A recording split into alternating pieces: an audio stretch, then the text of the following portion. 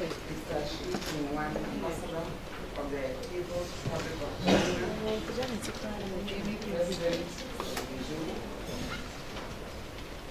the Mr. Page, IBBY Executive Director,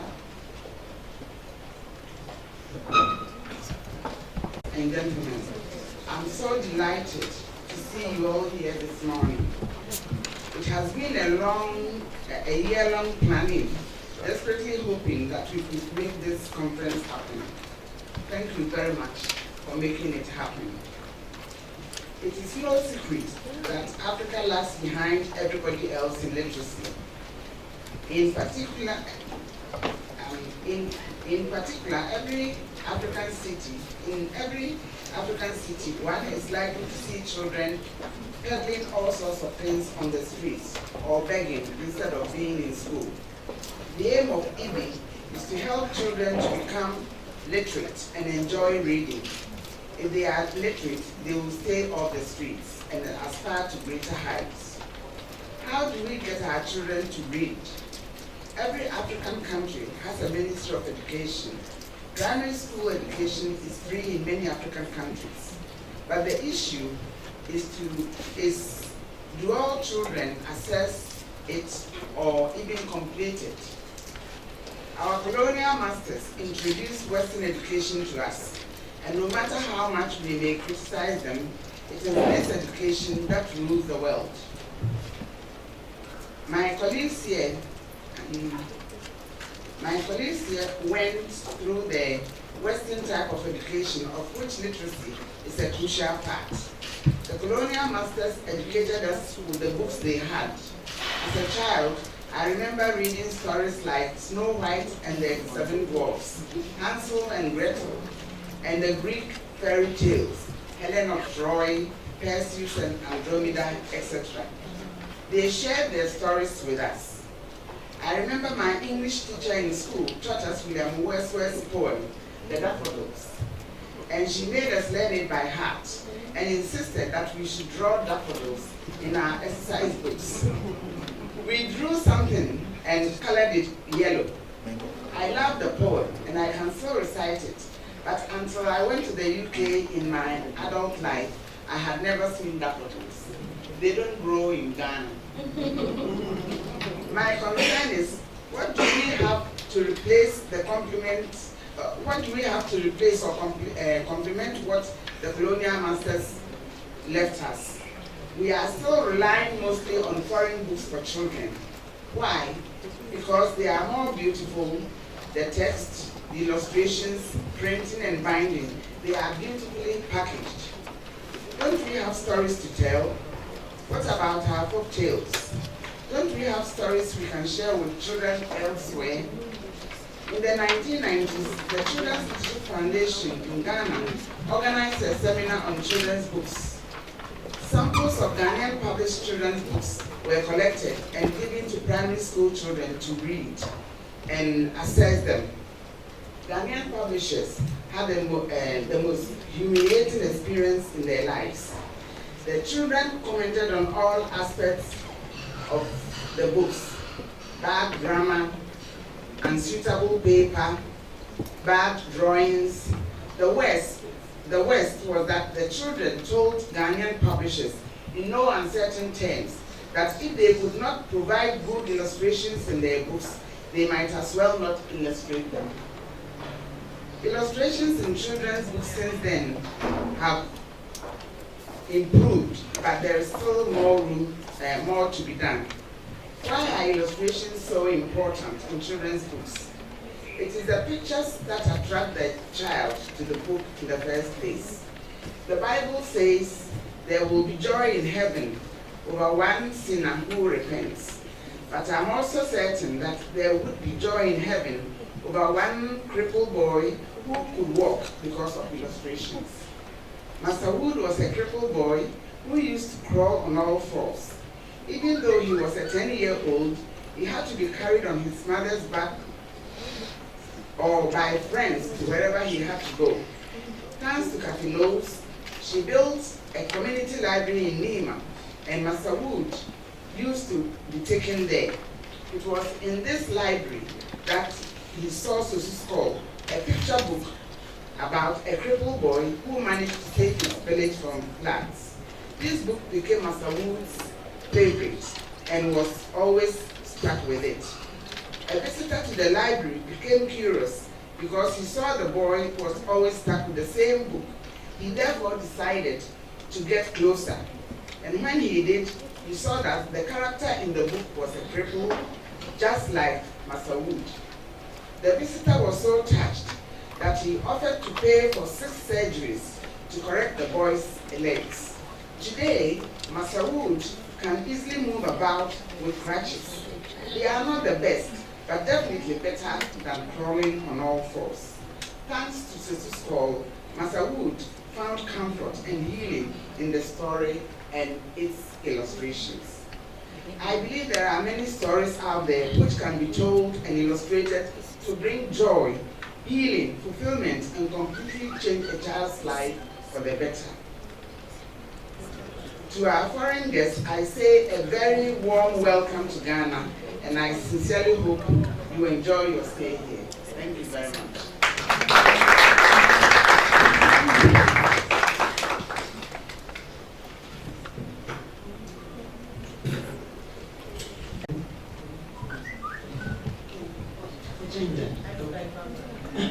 Yes, you do. Wait. Excuse the mistake. Okay. Minister for Gender, Chinese Ambassador, IBBY President, IBBY Executive Director, IBBY Director, distinguished ladies and gentlemen. It's my time now to introduce the chair. I'll start by saying that the one we have in the chair today is a professor. She is currently at the Institute of African Studies and has been there for 37 years and is still counting. What has been her experiences? Once upon a time, in 1986, she was the Deputy Minister for Culture and Tourism. From 1986 to 1993, she was the Deputy Minister for Higher Education. Now, what else has she been doing? She has deep interest in research. So, she has done something towards African written and oral literature, to policies for the film industry and cultural educational media. And like a detective, she goes on still with the research. Currently, she's a principal investigator for the African Studies Institute on oral traditions and expressive diversity, research, documentation, and archival project. And this is being funded by the Mellon Foundation. Is she still on her research activities? Definitely yes. She's contributing to the Volume 3 of UNESCO General History of Africa, which is collecting folk tales from every ethnic group in Ghana. More research. She's done work in education in countries like Ghana, where she belongs, Namibia, Nigeria, South Africa, as well as UNESCO and UNICEF. The World Bank and the Association for the Development of Education in Africa, and the Forum for African Educationalists, FAO. And all these research that she's been doing, has she got any qualification to her name? Definitely yes, because in the university, you either publish or perish. So she has 50 publications to her name, comprising articles, forewords, reviews, technical reports, book chapters, and actual books. Some of these, please bear with me as I mentioned. She's also a scriptwriter, reader, and producer. What about book development? She has provided book development and editorial services for a wide variety of scholarly, public interest, and children's publications. And to tell you a secret, please don't tell her I told you. She's particularly proud of her contribution towards the book and audio version of these 2 children's books, The Hinter and Voice in the Forest. All written by her mother, F.O.T. Sutherland, and illustrated by, guess who? Her brother, Ralph Sutherland, a renowned Ghanaian architect. So it's like a mother and son duo concerning the book. She's also the chairperson of the board of Afram Publications Ghana, whose books you have up there and displayed on the table. Has she got any social and professional outreach? Yes, of course. She has served on several local and international boards. Currently, she is a member of the Board of Trustees for the Voluntary Fund for Technical Assistance in the field of human rights, UN. The founding chairperson of the Ghana Culture Forum, chairperson of Faraway Ghana Chapter, executive member of Mofra Foundation, chairperson and International Board of Trustees of the Panafist.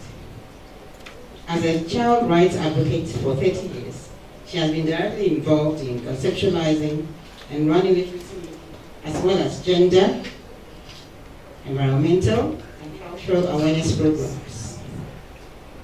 All these, has she had any recognition? Definitely. Everybody knows that yes, when you mention her. But she also has honorary fellow of the College of Preceptors, UK, the Excellence in Distance Education from the Commonwealth of Learning, Ghana Tourist Authority Award for outstanding contribution to Emancipation Day, and honorary doctorate from the University of Education. So, I'm happy you've been very quiet listening to me as I introduce her, because what an accomplishment. I'm sure from all that we have heard about our chairperson, we are full of anticipation.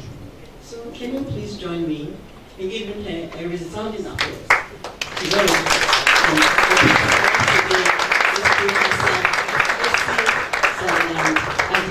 Once again, let's give it to her. Thank you very much.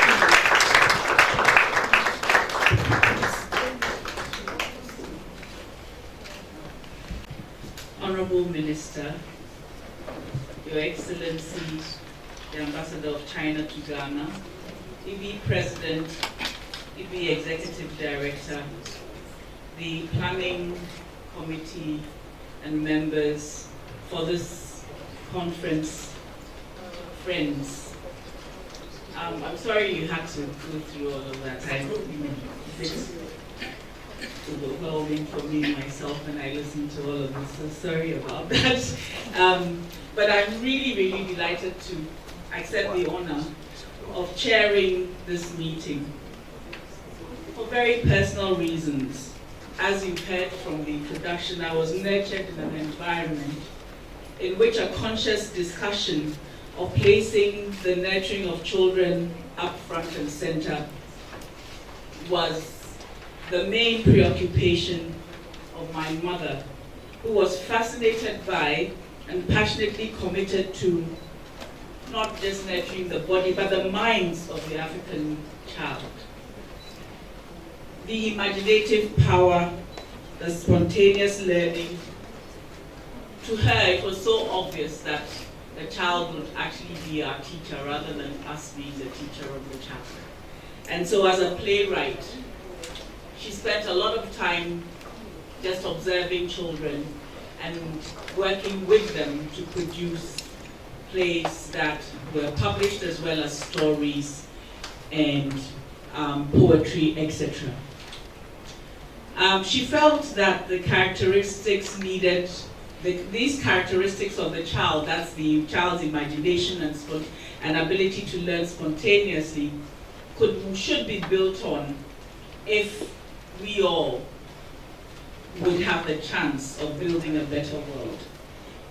So there was bubbling activity where I grew up, children's theater, promotion of books, through development of reading materials, through writing, editing, and eventually the establishment of Afram Publications Ghana Limited.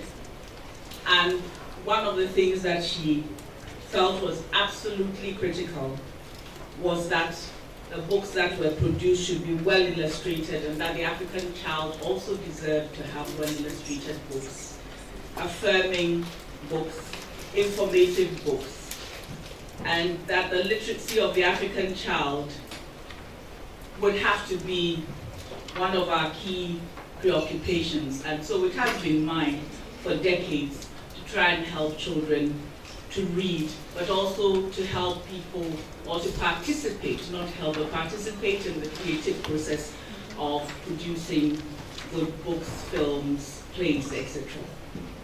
In that time, it has become very clear to me how short the childhood period actually is. 12 years.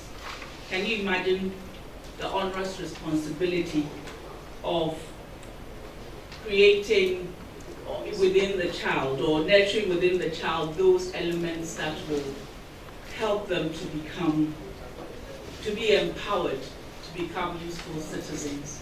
It's quite frightening, you know. It's a very short period of time.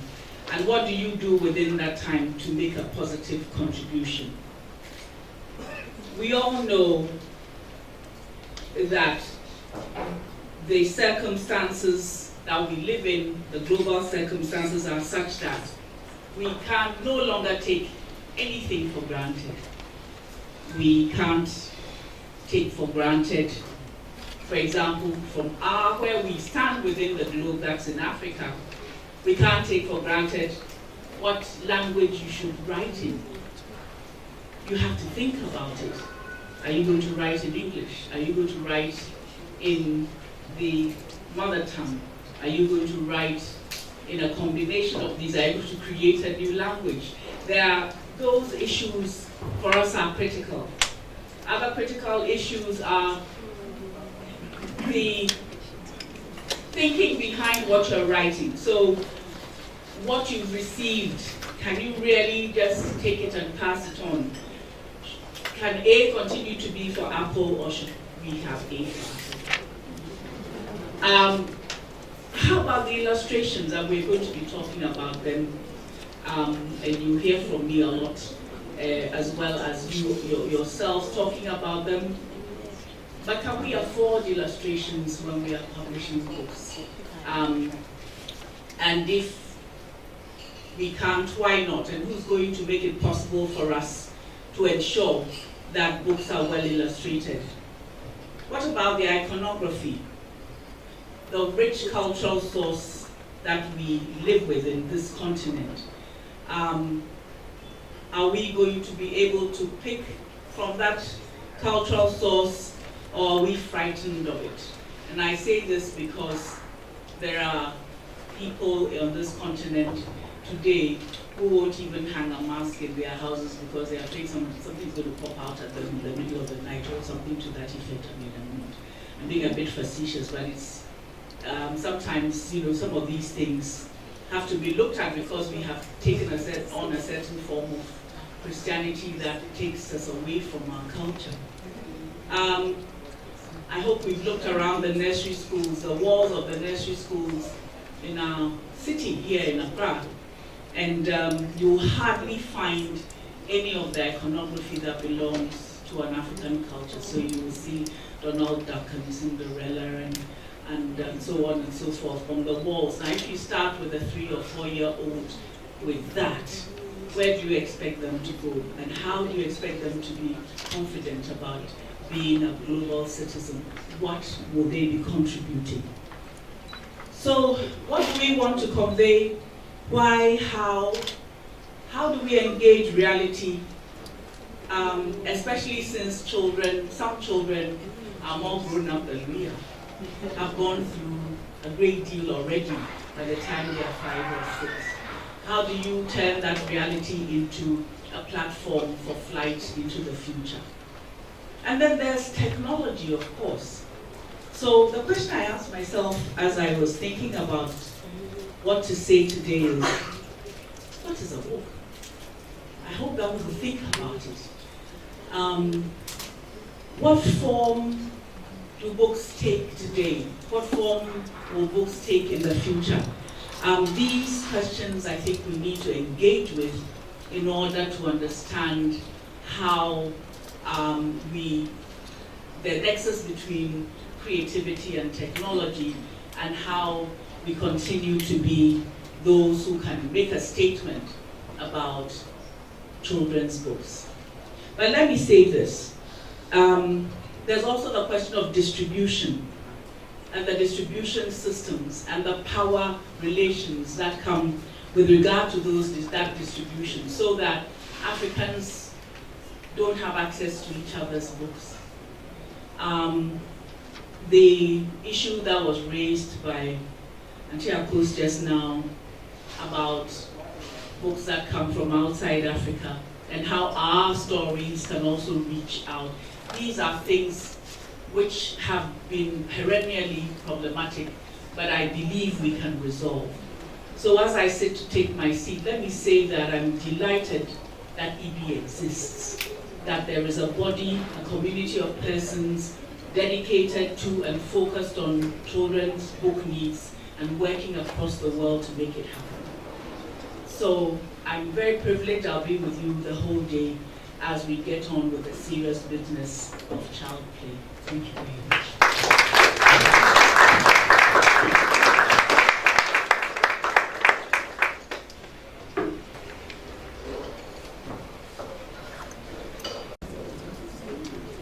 Dear Your Excellency, Honorary Cynthia Mammal-Marison, Minister for Gender, Children and Social Protection of Ghana, Your Excellency Ambassador Shiting Wang of the People's Republic of China, dear Professor Mrs. S.E. Sutherland Ali, dear Mr. Mashak Alsar, dear Ms. Akos Ofori Mansa, distinguished guests, ladies and gentlemen, good morning. Privilege for me to be standing here on behalf of IBBY. And on behalf of IBBY International, I would like very much to extend our warmest congratulations to the successful opening of the 5th African IBBY Regional Congress in Accra, Ghana.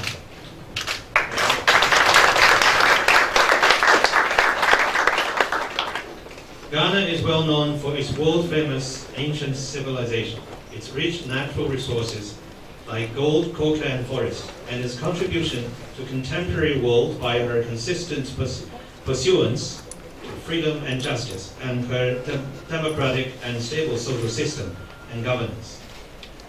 Ghana has every reason to feel proud of her priority with education and her nurturing the former UN Secretary General Kofi Annan. There is no wonder why our dearest friend Akos could be bold enough to take the very heavy responsibility to host this African Regional Congress of IBBY, nicknamed as the Little United Nations. Where are you, Akos? Thank you. Thank you very much, Ms. Akos, and your bold perseverance and hardworking organizing committee for your preparation work, especially thinking of all the hardship and difficulties. You are really worth giving our highest salute.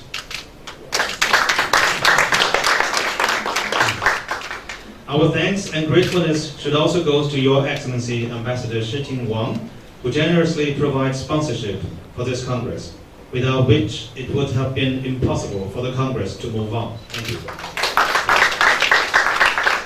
Just before the IBBY African Regional Congress, Africa contributes to IBBY with its youngest and the 80th national section membership, Cameroon, which also opened the prelude to this African Regional Congress in Ghana.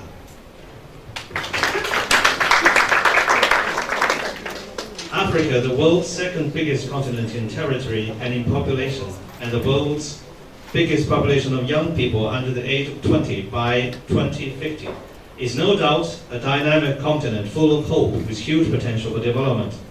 However, high rate of illiteracy set barriers on its road to development and prosperity.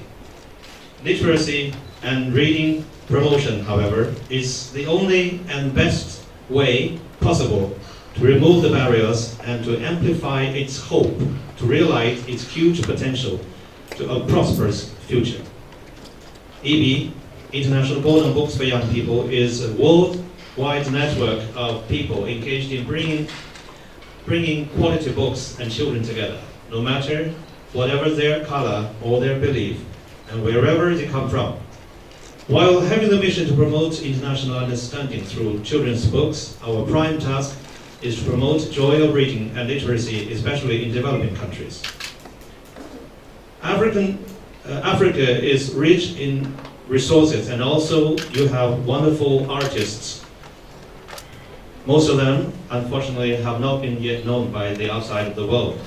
IBBY is responsible and willing to promote these excellent artists to other parts of the world.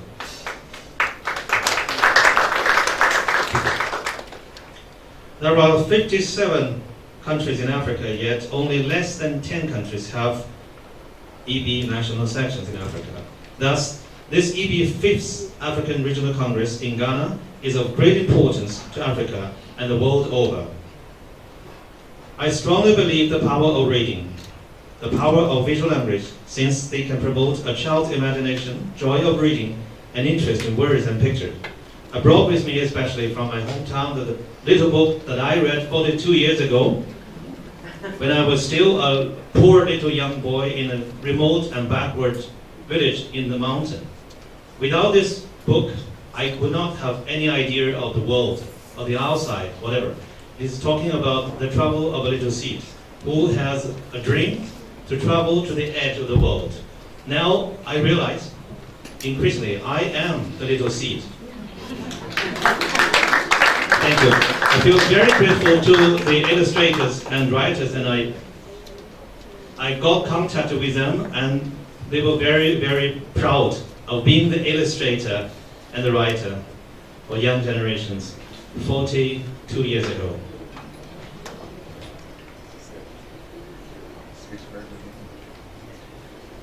May a big success with the 5th IBBY Regional Congress, and may everyone a very happy experience, and may the Congress and the IBBYGhana Masak Asar Prize will help writers and illustrators, and ultimately the most number of children to gain a seed of love of reading and learning, and have a blossoming and fruitful future. The more the better, the faster the better. The more children, the better. Thank you.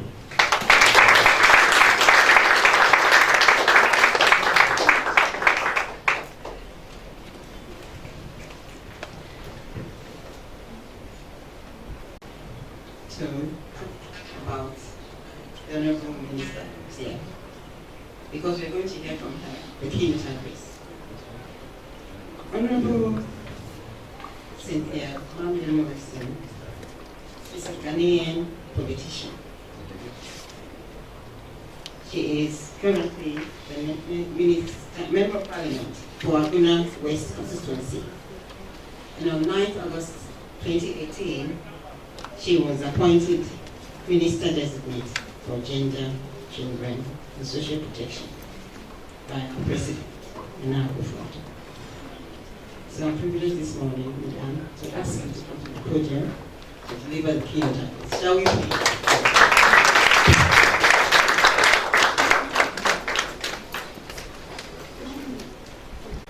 Madam Chairperson, Madam Mrs. a woman I admire so much. Yesterday I was watching you, but I didn't know I was going to meet you today. His Excellency, Ambassador to China, President and the entire team of the IBBY Foundation, civil society and organization present, friends from the media, my Chief Director, Dr. Zakaria, thank you for coming. Ladies and gentlemen, it is a pleasure and an honor to be invited to this very important occasion, the 5th IBBY African Regional Conference and the IBBYGhana Mr. Kasari Prize, and more so as a guest of honor. Let me start by thanking the Chinese ambassador. He personally called me and insisted I should be here, and I'm here for you. And his team also for their kind gesture.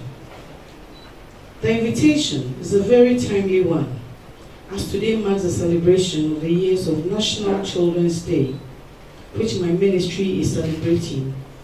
It's 40 years today. The establishment of the government machinery and for the implementation of children's rights in Ghana, as well as the commemoration of the 30th anniversary of the Convention of the Rights of the Child. So from here we are going to celebrate.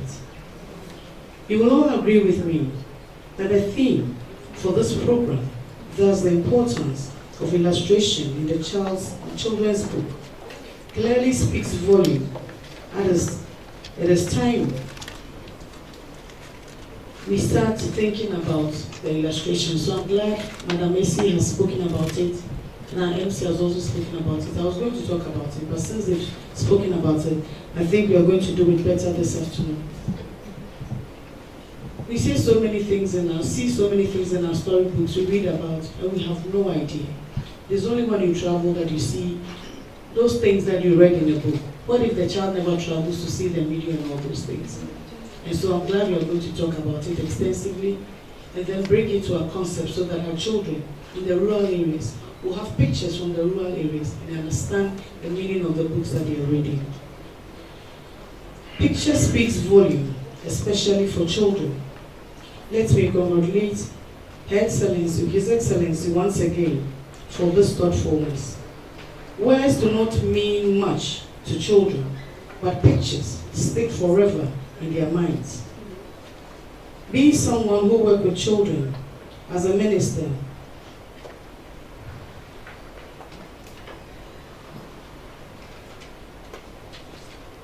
and also as a role as a proprietress of a school. I've run a school for over 27 years. So when you talk about school and books, it is my field.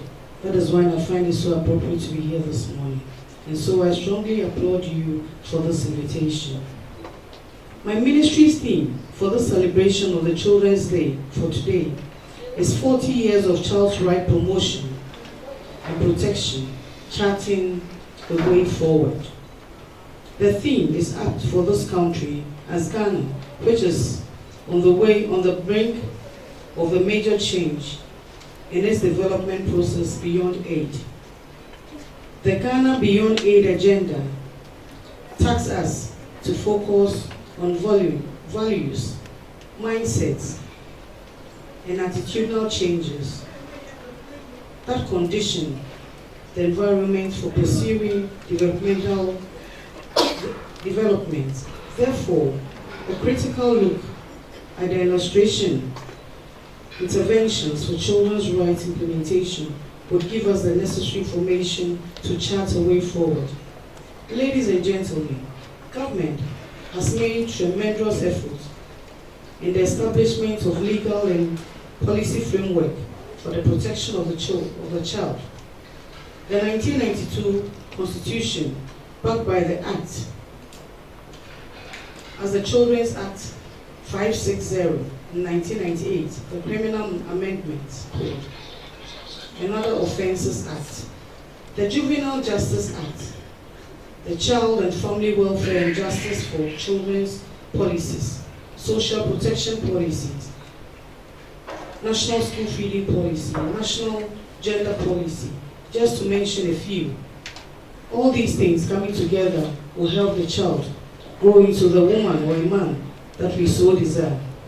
In terms of programs for children, we are implementing several programs across sectors to promote, protect the well-being of the child and to safeguard their optimal development. The ministry, in collaboration with partners, is also implementing a child's protection system, strengthening programs which include legal and policy review, behavioral changes, and additional programs, illustrations, strengthening the mindset of the child. We also ensure the implementation of government policies and programs at all levels. Illustrations such as the Ministry of Gender, Children and Social Protection, Ministry of Education, Health, Local Government and Rural Development, Employment and Labor Relations, and their implementation, departments and agencies have been established.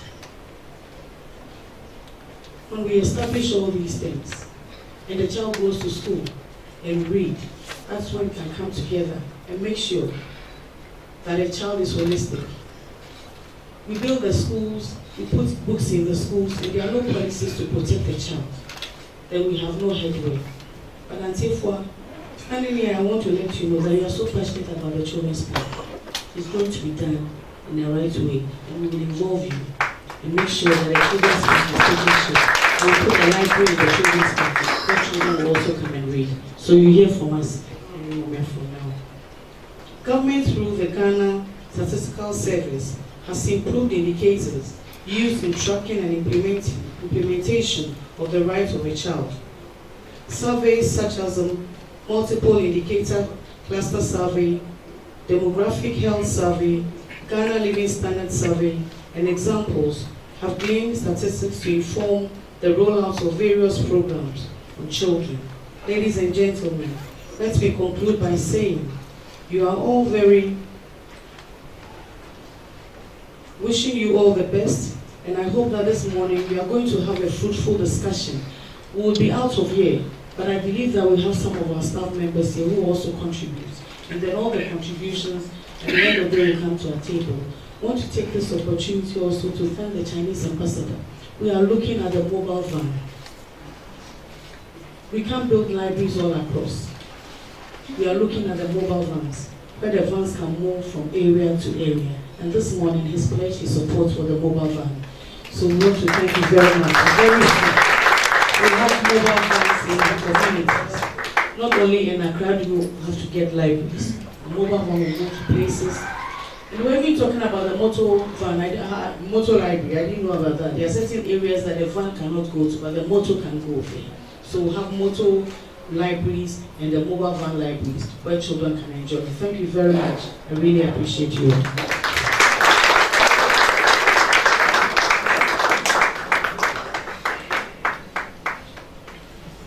We have mobile libraries, which we go through, including the exciting tonight. The next. Let's do it.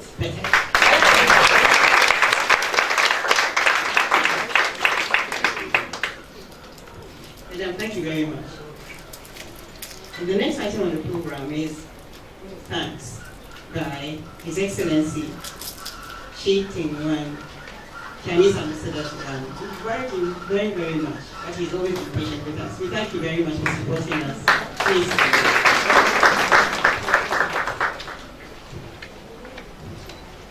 Honorable Cecilia Morrison, Minister for Gender, Children and Social Protection. Dear Mr. Zhang Mingzhou, IBBY President. Madam Akos Aubrey Mensah, IBBYGhana President. The dear Professor I.C. Sutherland Eddy, the dear Mr. Shai, and dear Chief Director of the Ministry of Gender, Children and Social Protection, and dear the country representative of UNICEF, all the distinguished guests, ladies and gentlemen. It is my privilege to propose a vote of thanks on this occasion. First of all, please allow me on behalf of the Chinese Embassy in Ghana to extend my warm congratulations on the convening of this important meeting, the meeting of African Conference of IBBY, and my heartfelt appreciation to the Ghanaian colleagues for their hard work. I also want to say a big thank you, Honorable Minister for Gender, Children and Social Protection. I would like to say thank you for you to accept as a guest of honor today for your attendance and a remarkable speech. Thank you very much, Minister. I'd like to say thanks to Mr. Zhang Mingzhou, for choosing Ghana to host this year's Africa Regional Conference so that the Chinese Embassy could get the chance to lend our support to this lofty cause. Also, I want to express my gratitude to Professor Eddy for your continuous and remarkable contributions to areas like education policy, higher education, female education, literature, theater, and culture in the past decades. I also would like to express my heartfelt thanks to IBBYGhana, especially Madame Okos Ofri-Mensah, for the perfect organization and the logistic support.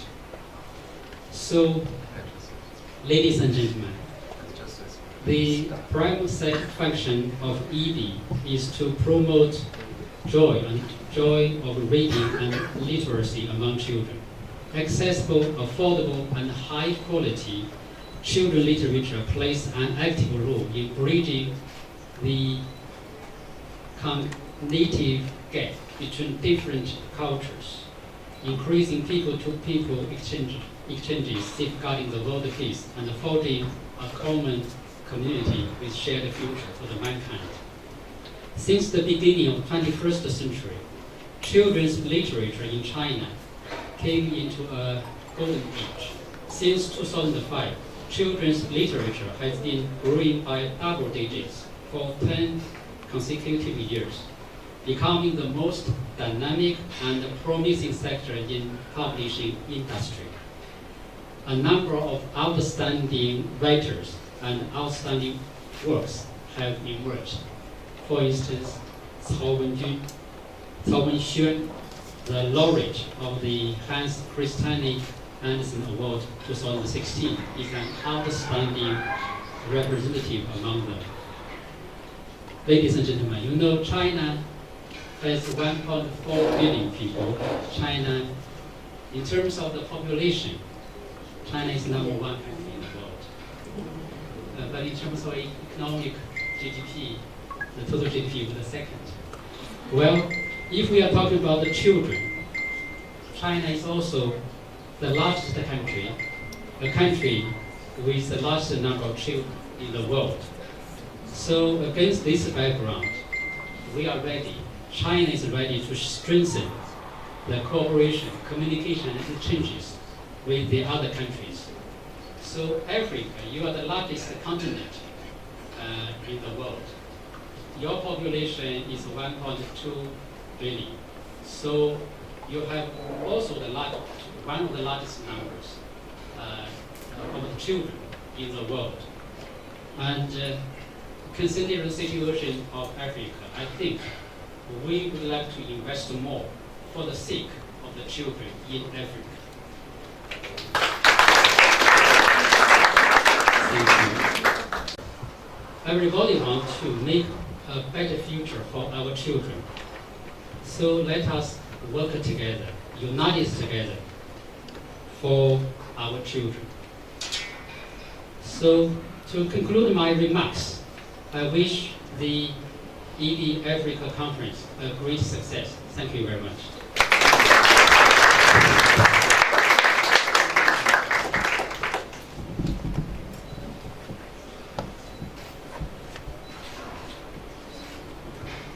We thank you very much, Mr. Ambassador, and for all the revelations again you've given us, and the fact that we are privileged to be able to work together with you. And we have shown proof of it, in the sense that when we came to you for support, you never said no. You helped us. You helped us all. Thank you very much. We are moving on to the next one, which is coffee break. We are running a bit late. And give us the opportunity to stretch our legs and network start. So once again, thank you very much.